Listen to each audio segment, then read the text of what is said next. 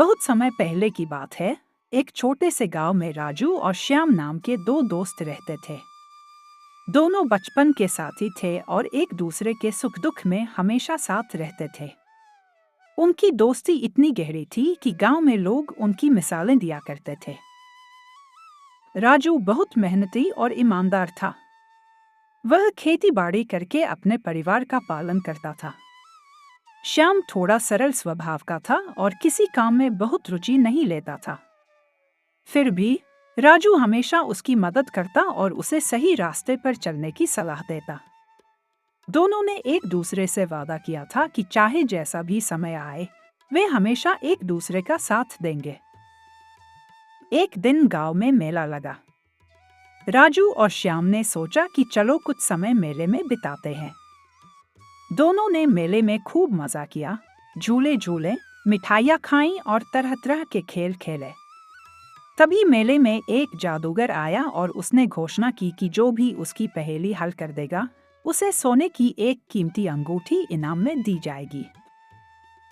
राजू और श्याम को यह सुनकर उत्सुकता हुई और वे पहेली हल करने के लिए तैयार हो गए। जादूगर ने कहा, जो कोई भी सच में अपना सच्चा दोस्त साबित कर सके, वही यह अंगूठी पा सकता है। जादूगर ने राजू और श्याम की दोस्ती के बारे में सुना था, इसलिए उसने उन दोनों को चुनौती दी कि वे एक कठिन रास्ते पर जाकर अपने दोस्ती की परीक्षा दें।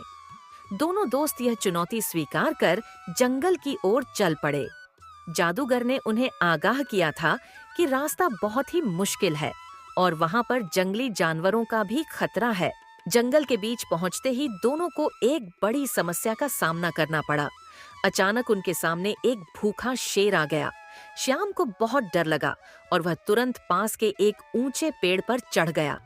राजू को पेड़ पर चढ़ना नहीं आता था, लेकिन उसने अपनी समझदारी का परिचय देते हुए जमीन पर लेटकर अपनी सांस रोक ली और ऐसा दिखाने लगा कि वह मर चुका है। शेर ने राजू के पास आकर उसे सूंघा और फिर वहां से चला गया, क्योंकि शेर मरे हुए इंसान को नहीं खाते हैं। श्याम ने पेड़ से नीचे उतरते हुए हंसते हुए पूछा, भाई, शेर ने तेरे कान में क्या कहा?